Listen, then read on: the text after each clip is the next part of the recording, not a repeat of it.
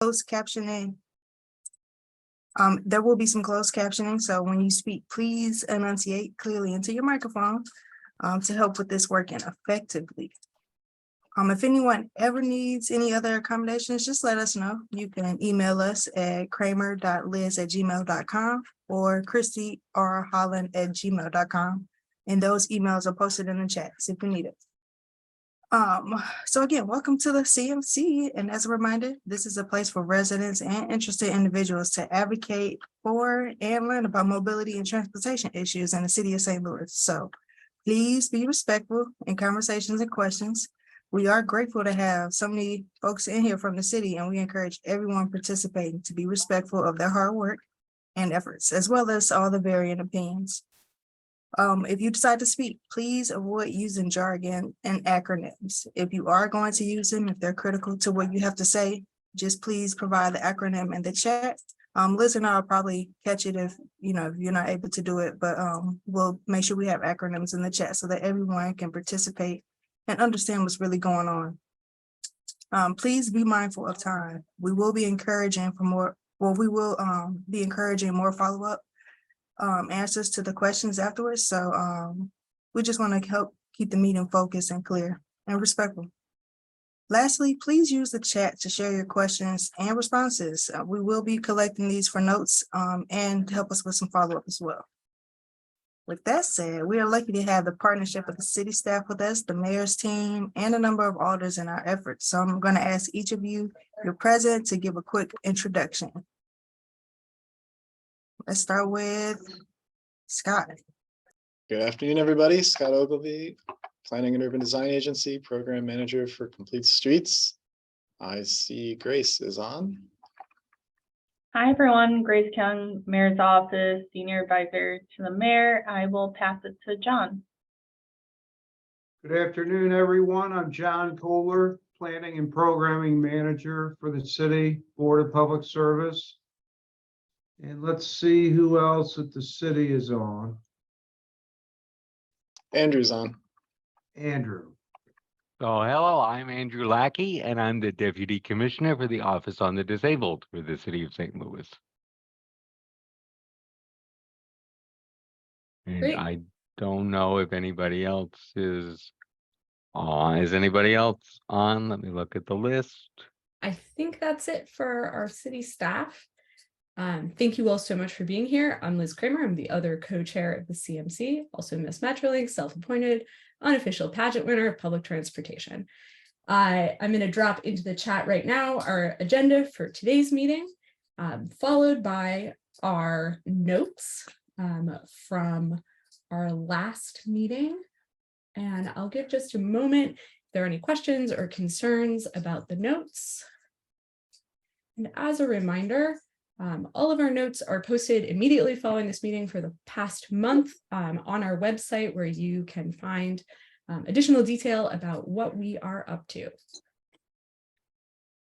So at this point, I'm going to open the floor for our portion of time where we invite members of the CMC and residents to share concerns. As Christy noted, rather than having a dialogue about the issues that are raised, we invite folks to share for up to 2 minutes any of their concerns, observations, or questions that they've seen about getting around the city. We are going to also share some email comments that we received if we have any that are up for this meeting. We are asking to hold verbal responses or feedback to these comments, but feel free to chime in the chat. And after the meeting, we'll follow up with appropriate individuals and share the responses in the meeting notes, or invite those folks to come back and give a response at the next meeting. So I want to open up the floor if we have anyone who would like to share any comments. Hi, I have one, I guess, for anybody at the city. What I've been noticing lately is when there's events like this past weekend, the Cardinal 5K, is that the company that does traffic control that puts up barriers. The run was on Saturday, and I guess they didn't pick up stuff until Monday, but they just leave it in the sidewalk or blocking the curb or the ramp. So just, I guess, better coordination with these companies, especially with these big events where they do block off large parts of downtown and just leave equipment around until the next Monday when they pick it up. Thanks, Dennis. We'll make sure to follow up on that as well. Cheryl. Oh, Cheryl, you're on. This mute. is Cheryl Williams. I emailed Liz earlier this week with a photo of a sidewalk being blocked due to construction on Oakland, right next to actually the Paraquat building. There's a brewery business under construction. There's no signage about the sidewalk closure on either side of the construction, and there's no sidewalk for pedestrians.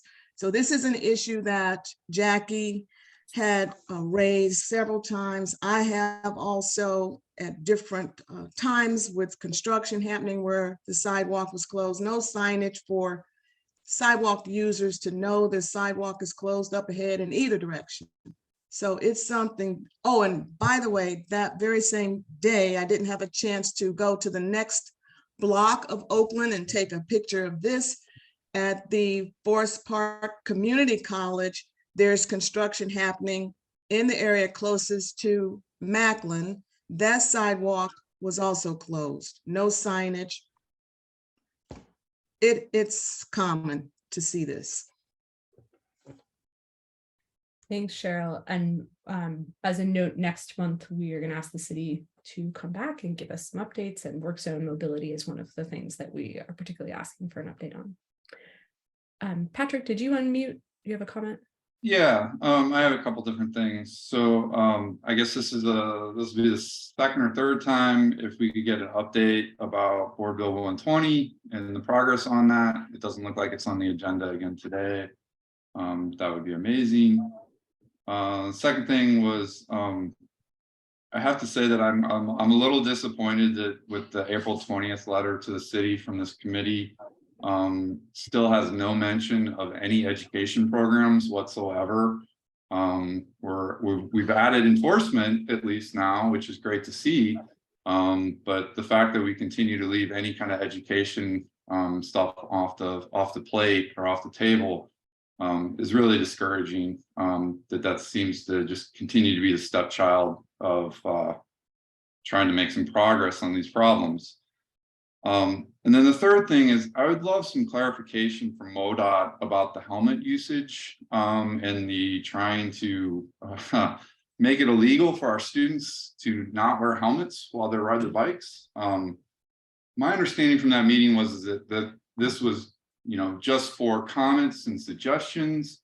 But then reading the actual minutes from the last meeting, it basically says something along the lines of, we'll take your suggestions for next year's implementation. So is this something that's actually moving forward with the state? And then I would love to see some clarification on this committee's stance on enforcing helmet usage with our students. Thanks. Thanks, Patrick. We'll follow up on those. Other comments?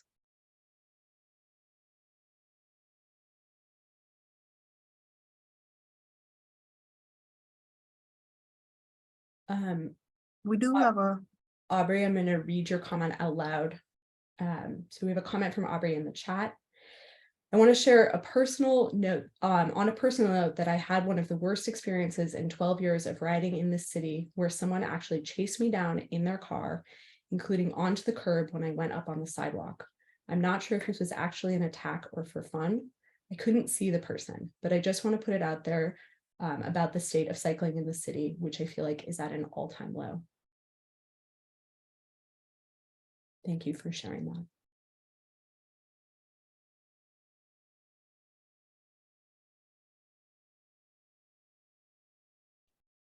I have a comment. I have been looking into there's a program that the city will help install bike racks at local businesses. And I've been looking around at some other cities that have similar programs, and it seems like they have will install these bike racks for free, or will install larger bike corrals. And so I was just kind of interested in seeing what steps there might be to make that program more accessible. Thanks, Noah. That's a great question. And we'll follow up with John and BPS about that and get back to you with an answer.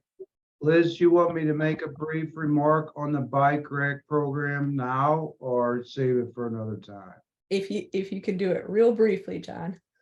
So on the city street department website, there is a bike rack tab that any business who's interested in having a bike rack, I believe the fee is $350, which covers meeting with the owner, citing where it would be, installation of a standard black powder coated award-winning arch type bike rack at that agreed upon designation. So that does exist. It's been pretty successful. That's it. Thanks, John. I have one comment just on a personal note. So I'm down in the Carondelet neighborhood, and this past weekend, there was an event that used to be called, I think, the Ride of the Century, but is now called Smoke Out the City, in which a bunch of motorcyclists and ATV riders pull wheelies up and down Broadway and block highways and do all kinds of things. And just from my own experience, I was at an event that was trying to fundraise for a city bike rack on a business that's on Broadway.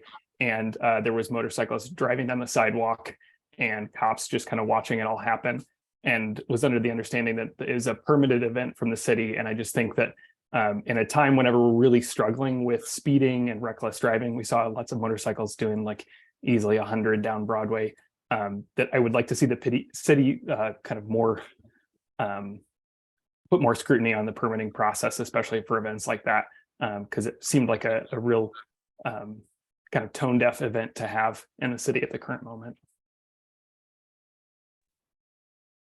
Thanks, Taylor.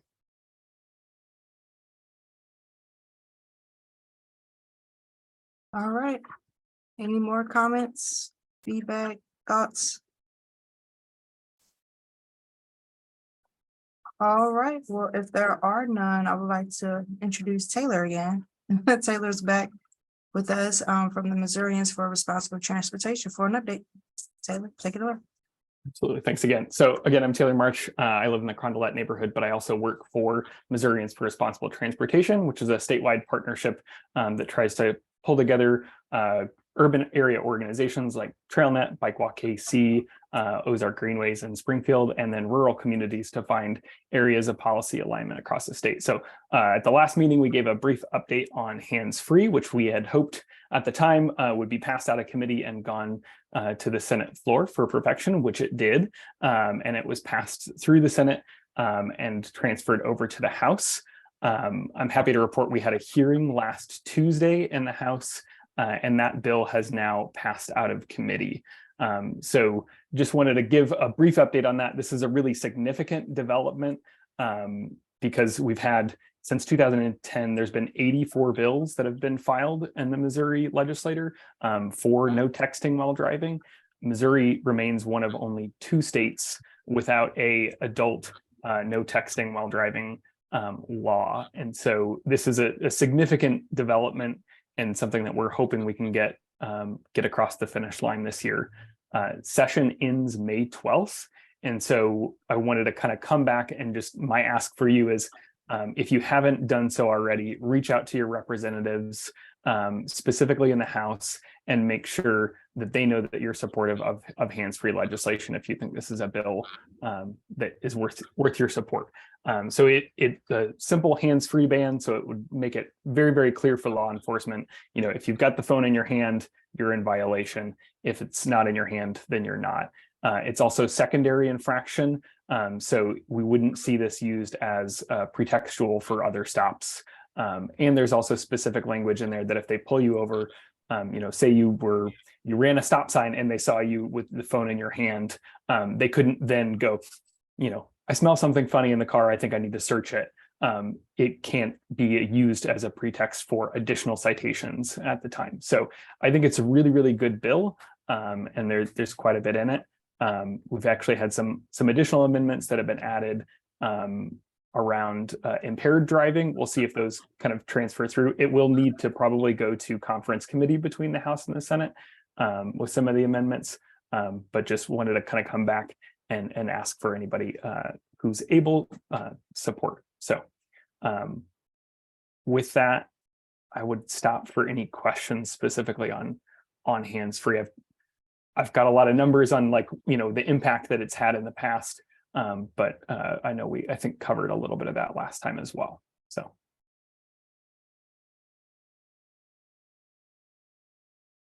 Thanks, Taylor. Are there any questions, comments? I'll just mention 2 other bills. Feel free to pop questions in the chat if you think of something while I go. I also wanted to give people a brief update on House Bill 415. So this is a bill that would allow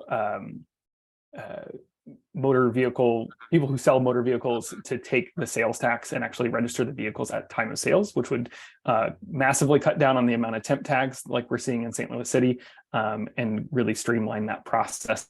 That seems to be moving very, very quickly and very smoothly through the legislature. It was actually having a Senate hearing in the Fiscal Oversight Committee today at 2:30.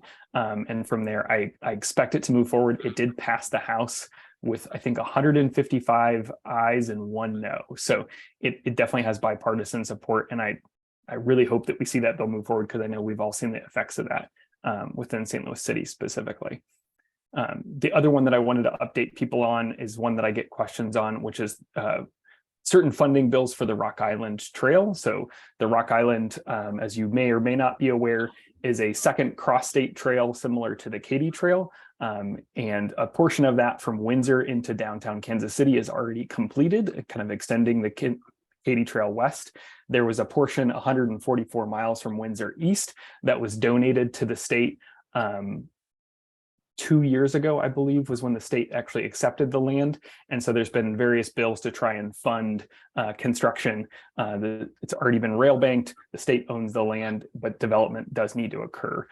Certain rural communities that are along that trail are developing individual sections of it. And we've seen bills attached to the budget each year to try and get different funds in it. The state actually applied for an economic development agency grant that would have provided some funding to develop some sections of the trail, and they were awarded that. However, even though they were awarded that grant, it still needs to be appropriated by the state legislator. And the legislator just last week stripped funding out. And so it's looking like those funds will have to be returned to the federal government. So just an update on that. It still seems like pretty contentious, but another thing that if you're talking to representatives and you're supportive of that project, just make them aware, because it seems like it's hit quite a few hurdles in terms of funding from the legislator in the past. So any question on any of those? Taylor, the last version I saw of the hands-free bill had a 2-year kind of grace period. Does the current bill still have that? Yeah, so the effective date would be January. So the effective date for citations would be January 1st, 2025, but it would go into effect very quickly after pass. I believe it's either August or July. And so that time period would basically be for, let's call it an education period. Education period, yeah, a warning period. Officers who, cited people for other offenses could still issue a warning for that. And let folks know, hey, this is going to be, on the books, and you'd be eligible for a citation beginning January 1st, 2025. And would, I'm not sure who would be doing this, but I'm assuming MoDOT would be part of it. But would MoDOT have any funding increase to do education stuff, billboards, stuff like that? That's an interesting question. I think that there are certainly activities that we've seen. So they have been supportive of some of the public safety announcements around the impacts of distracted driving. So they actually I believe, funded some of the victims advocates videos that we've used in kind of building support and momentum. And we have some additional funding, and we've asked them for permission to use that for an education. So should this bill pass, I know that there'll be at least one PSA that talks about, that this law is passed and that it's now illegal in Missouri to be holding a cell phone while driving. And I think that they would probably be interested in doing additional of those, but I don't know for certain. Great, thank you. Mhm.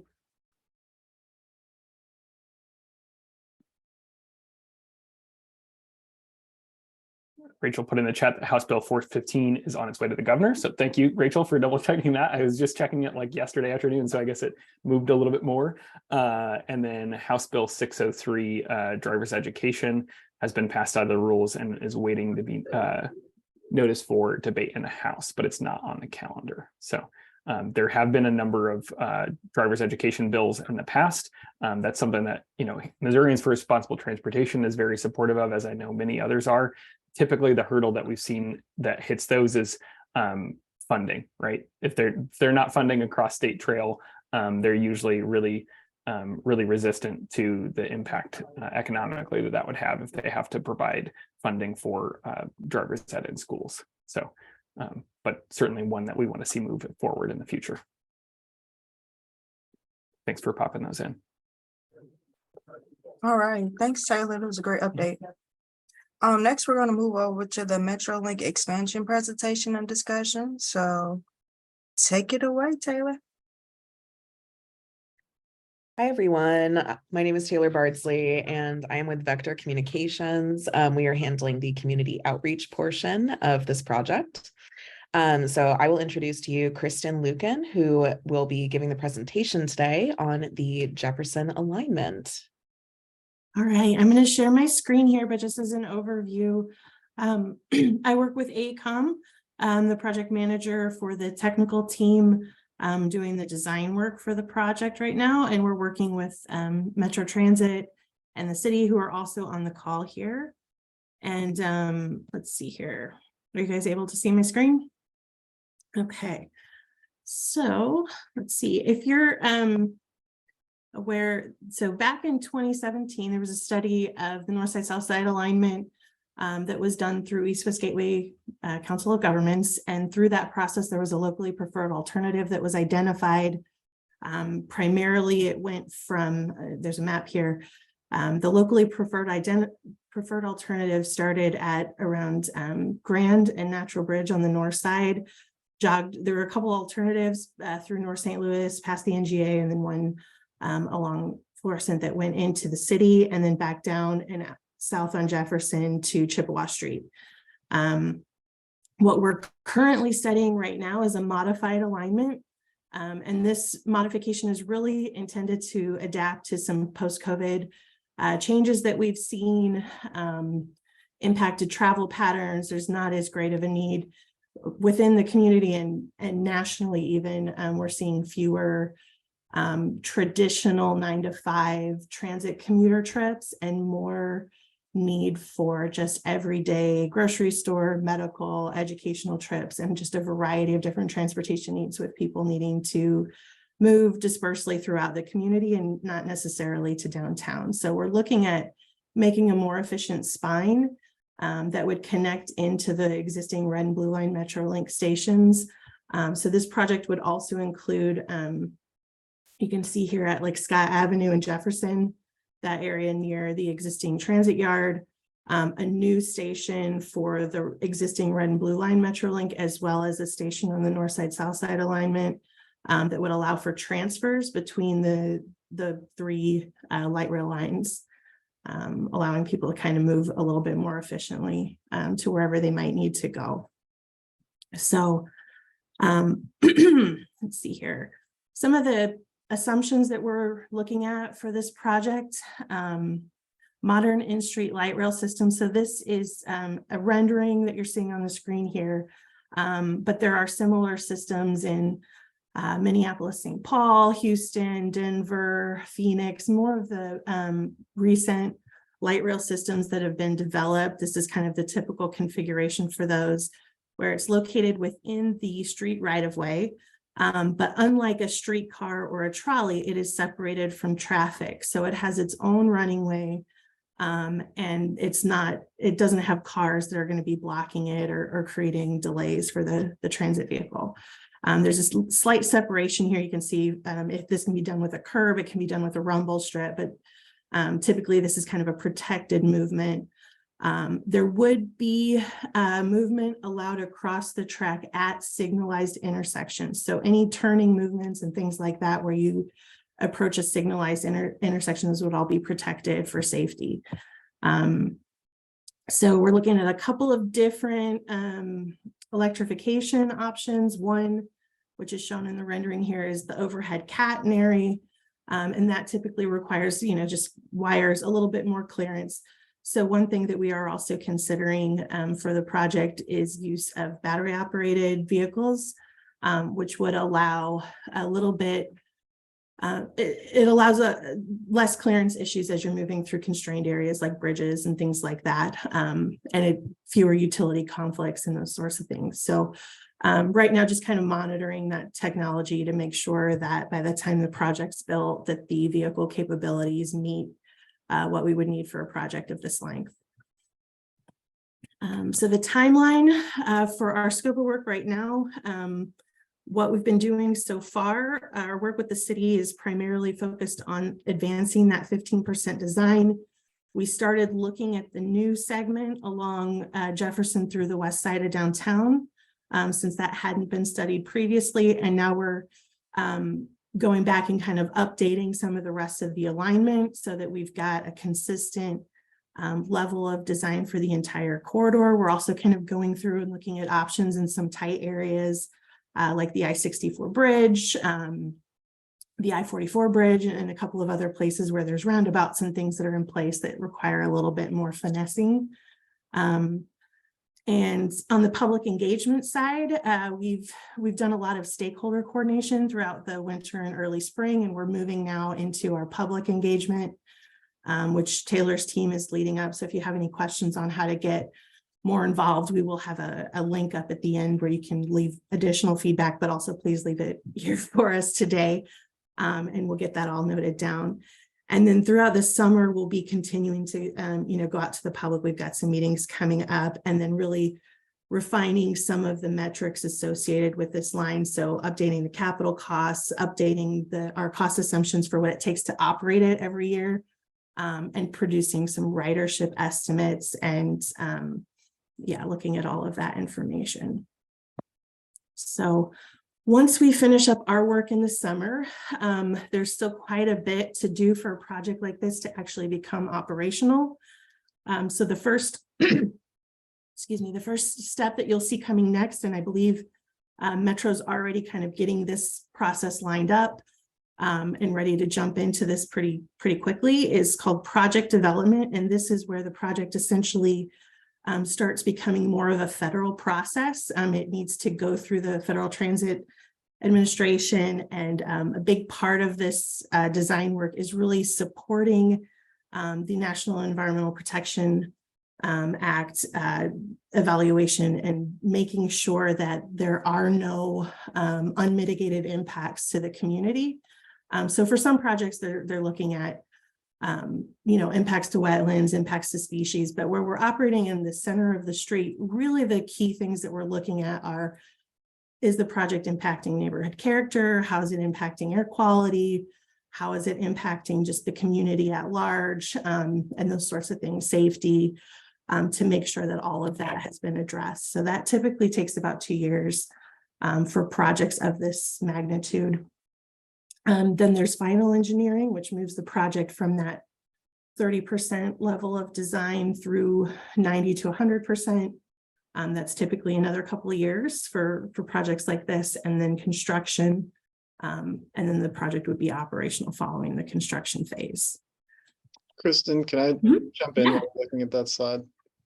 So I think for context, an important thing is, the process we're doing right now is similar to that 2018 study, but a key distinction is that in 2018, we stopped at the end of that study. And here we're already gearing up, and Bi-State is already gearing up really to immediately move into the next phase. which is where the project takes a significant step forward to becoming a reality, and where there's a long engagement process with the FDA, Federal Transit Administration, to design and review and score and ultimately fund a project. And once we get into that project development phase in the middle of the slide, that'll be a step farther than this project has ever gone in the past. So I just want to emphasize that as we do the public engagement here and kind of wrap up this initial phase, we're moving right into the next phase. We're not, letting anything sit on the shelf, so to speak. Great. Thank you, Scott. Yeah, I would second that for sure. Couple of the service characteristics here. This is a 5.6 mile corridor. We've got approximately 14 stations. Now that is negotiable as we move through the process. It may be, give or take a station here and there based on community feedback. But our service assumptions are pretty well in line with the existing MetroLink service operating 5 a.m. to 1 a.m. That gives Metro a little bit of time at the end of the day to kind of turn things over, to give drivers a break and all that kind of stuff. But is a pretty robust schedule. The key comparison down here in green, though, is that we would be looking at a 10-minute peak frequency. So meaning the train comes 6 times every hour during essentially the 3 hours in the morning and the 3 busiest hours or 4 busiest hours in the afternoon. And then 20 minutes the rest of the day. So it's still coming 3 times an hour, even at noon or different times, compared to a lot of routes in the corridor, at the 20 to 30 minute level, and some even at a 60-minute level for bus service, which means that the reliability and the average wait time that you would be standing and waiting for your vehicle to come is significantly reduced. And then the overall travel time is also reduced for that through movement, and allowing just like that quick transfer to the existing red and blue line for movement into other parts of the region. We've been looking at, so part of what we've been doing so far is looking at a lot of different data sources that are out there to help us kind of set some of those initial assumptions. What we'll be doing over the next little bit is modeling cost and ridership, as I noted, and reviewing the public feedback to make sure that we've got all those assumptions correct. But this is showing existing bus ridership, and we're looking at this primarily to help identify where those stations make the most sense. So making sure that we've got a station, obviously down here at Chippewa is super important. You can see Route 11 is a really high volume corridor, which will be really supportive of the project. Similarly, up at Grand and Natural Bridge, that's another really important station that connects with the Route 4. We're also looking at a lot of different demographic data, and really this helps us to understand the project relative to some of the goals that have been defined. And these are the same goals that the community defined back in 2018 for that original study, but really looking at making sure that we're providing transportation choices to those who have limited options. So the red map over to the left is showing households without a vehicle. So those darkest red neighborhoods are those where over 40% of the people in those neighborhoods do not have access to a vehicle. And so you can see that this is a really strong corridor for supporting that need there. In addition, the transit mode share, what that means is of people who are, commuting to work, how many use transit currently as their primary means of accessing work. So not just a random baseball game, but how many people are using it actively, if not daily, most of the time. And you can see that along the corridor, again, we've got really high numbers and also extending north further into the North City area and then into North County, with the darkest blue being over 20%. And even that next color blue, 15 to 20%, that is not only great compared to the rest of the region, it's a really healthy number, even compared to other national systems that are operating real. So looking at job access. So this map is showing in pink is the existing job centers, and then in blue are the areas of expected job growth based on NCT cog projections. You can see the NGA is a big part of that, but it's not the whole story. There's also expected job growth happening in the neighborhoods surrounding the NGA, as there are likely to be support services and a lot of different things associated with folks at NGA taking a break, or the hospital that's located just to the south of there. So there's a lot going on in that corridor. And also the existing job centers, you know, along the existing red line and the blue line, and then also South Jefferson are also important factors. So we're thinking about just really completing the spine of what's going on regionally and shaping that connection between all these different key areas. So the second goal we've really been looking at here is making sure that the investment is paired and is happening in historically underserved or marginalized neighborhoods. So we've looked at a lot of different demographic data on this slide, just highlighting a couple: percent minority population on the left and population below poverty in the blue map. And again, you can just really see how strong this corridor is as a spine for the St. Louis area as a whole. And if I were to zoom out also for the region.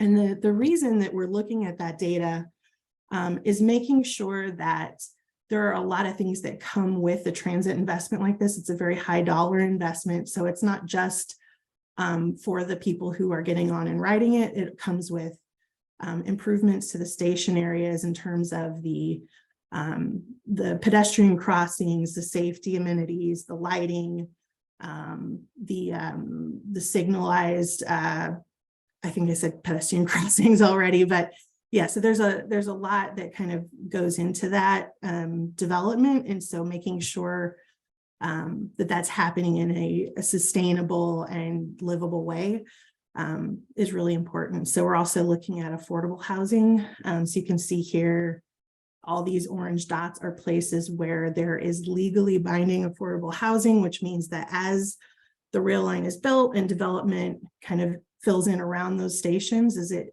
typically happens for transit-oriented development policies, that there will continue to be affordable housing units available so that those neighborhoods remain livable and affordable.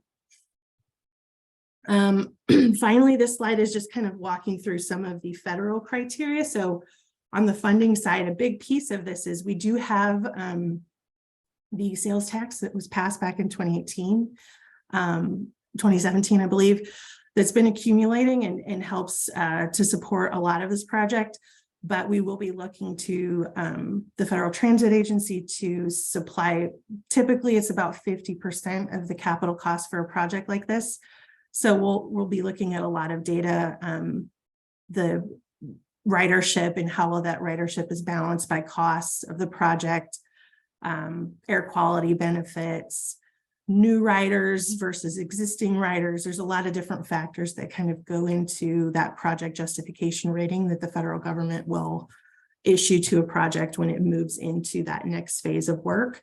And so making sure that we're always keeping that in mind as we, you know, make decisions and move forward as a community. So listening to the community support, but also making sure that the community is aware of those goals and how we leverage that federal funding is equally important because they're a project partner as well. So I think a lot of the federal goals are fairly well aligned with the city's goals. So that's a really good thing. But yeah, just keeping an eye on all that. And then finally, I've got I think public involvement is the biggest piece of what we're doing right now, making sure that we've got a survey up, and Taylor, you can jump in if you'd like, but yeah, I think we're extending the timeframe on this for a couple of weeks. So it's not April 30th anymore, but it is closing fairly soon. So yeah, if you have the opportunity and ability to take our survey, we'd really appreciate it. We do also have some open house events coming up. Taylor, do you want to give some info on that? Yeah, absolutely. So the survey is closing on May 15th. So good amount of time to get in some thoughts. Additionally, we will be having some public meetings coming up. The public meeting for the Jefferson alignment will be on Tuesday, May 23rd at Doorways on Jefferson from 4 to 7 p.m. And more information will be coming out about that soon. So I'll make sure that gets to the organizers here to distribute. And Liz already put the link to the Growing MetroLink website in the chat, and that is also how you can access the survey. And it looks like if we have time for some questions, we had some questions in the chat. We have about 8 minutes left with you all.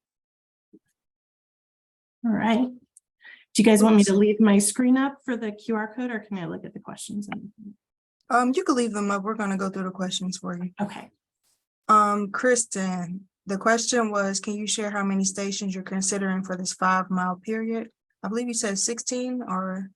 I think, yeah, let me come back up here. I think we're at 14 right now, although part of what you'll see if you do go to our survey is you can see the station locations here. So we've got Grand up at Palm and Salisbury, one at St. Louis Avenue, one at Cass. Kind of the exact location on that Cass station is still under study. We may be locating it a little bit closer to the hospital. One at Carr Street, one at Washington Market, the transfer station, essentially with the new red line, blue line station, Park Avenue, Russell, Gravois and Sydney and Jefferson, that intersection, Arsenal, Cherokee Street, and Chippewa. Those are the ones that are under study right now. But like I said, a part of the survey process is we are allowing people, where we're asking people, where would you like to see a station? And if we get a lot of feedback, something that we've missed, or if one of these isn't as important, you know, that's still very much under study. So. Great. The next question is, with this new alignment, what number of residents are served by the alignment? The previous alignment served 45,000 residents, many of whom included people living in public housing just north and south of downtown. And those areas are not close to this alignment. So I'll let you answer that question first, and then there's a second part. Yeah, so that's a great question. I think we are looking at that data, and I don't have those numbers off the top of my head. However, I think we do have some info here. So the legally binding affordable housing, I'm trying to find that slide here. There it is. You can see that, yeah, there were some public housing that was on the previous study, went down Shoto and then up into the city, and then back up. There were a couple of options that went past the NGA. It wasn't solidified in that area, but yeah, there were some public housing units on that side, but there are also some along the Jefferson alignment here that you can see. So we're looking at that. I know the city is also working on, updates to their own affordable housing policy that I think will strengthen this project quite a bit by, I think there's, Scott, maybe you can jump in, but there's some incentives that would essentially come into effect within the proximity of a transit station, right? Yes, I'll touch on a few things. So one thing that's already happened is St. Louis Development Corporation has kind of completely remade how they score projects for tax incentives. And two key things in that new scoring methodology are affordable housing. So that's, location in underinvested areas, provision of affordable housing. And then there's also points for proximity to the existing MetroLink and to this new alignment. So those three factors are pretty robustly covered in their new scoring methodology. Additionally, St. Louis has a strategic land use plan. It's a big part of the city's comprehensive plan, kind of forms the basis for how a lot of zoning and rezonings work. We are going to completely update that plan and expand it.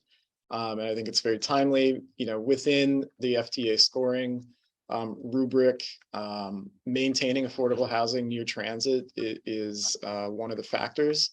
So we want to make sure that we have the appropriate regulatory things in place at the local level, both because we want those points from the FTA, but also because that is good policy. It's good land use policy locally.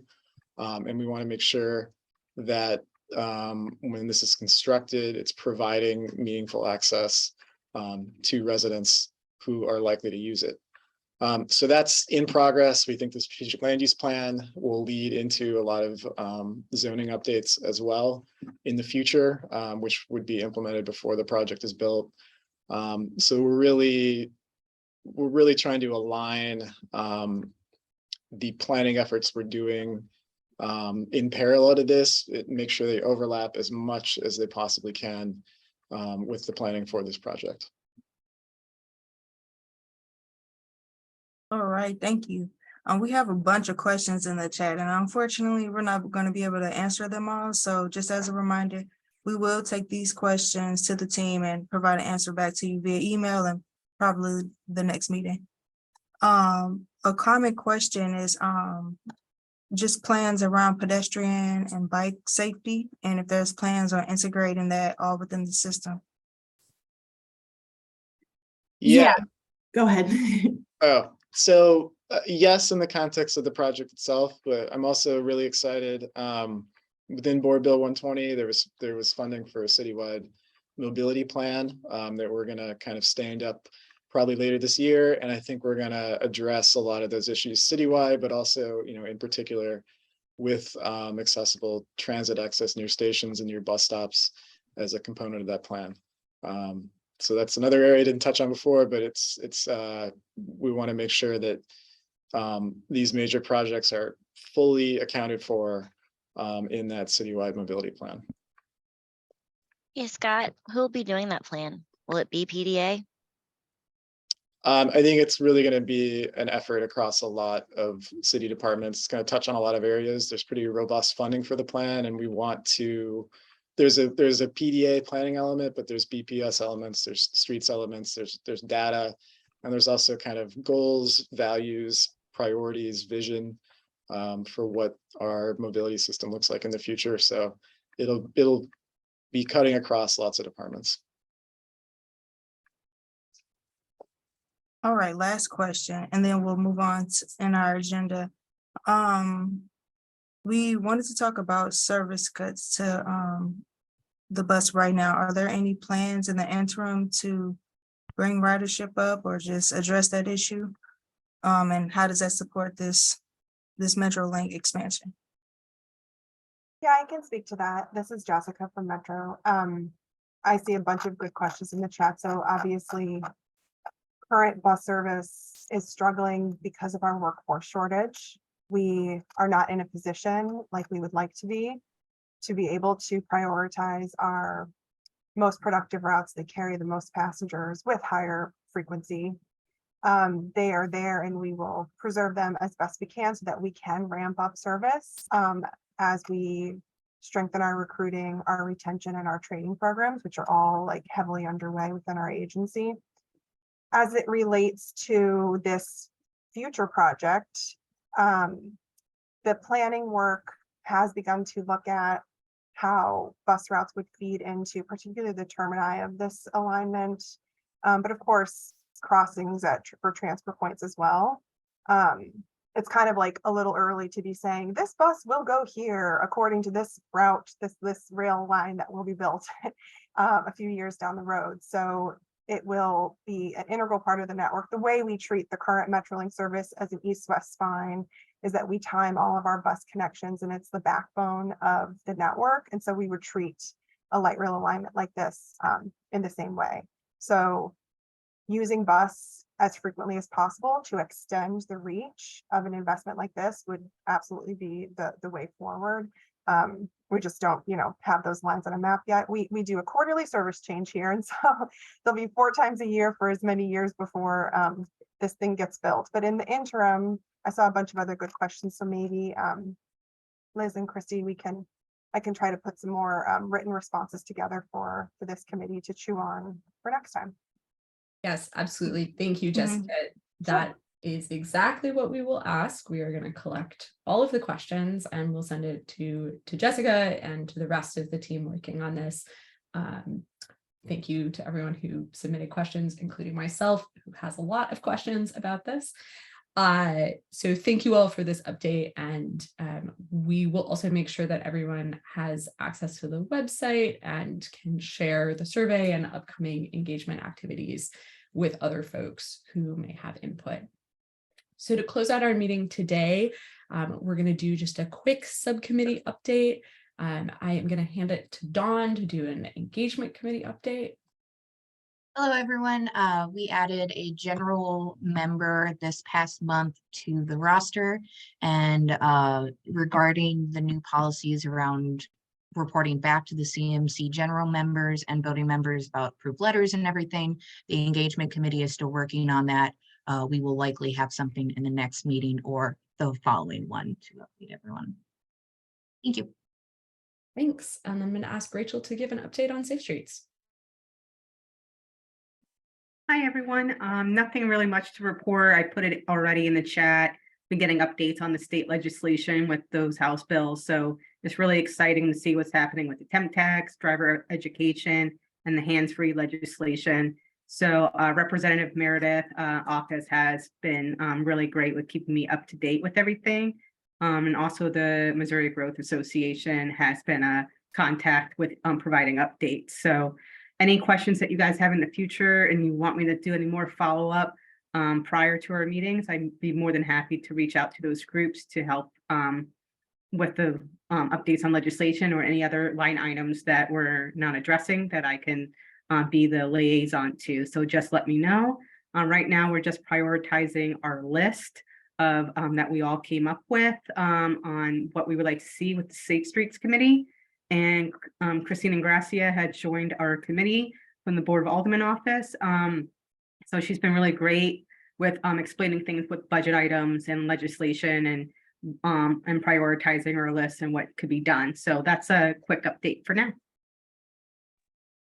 Great. Thanks so much, Rachel. And I actually just gonna put a reminder that if you are not on our Google group, you can join the Google group and receive email updates and check out what's going on. All right.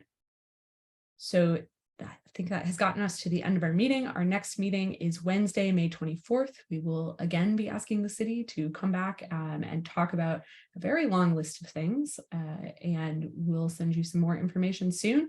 In the meantime, please call your representatives as Taylor is instructing you and ask them to pass these bills. So thank you all. Have a great afternoon and be safe.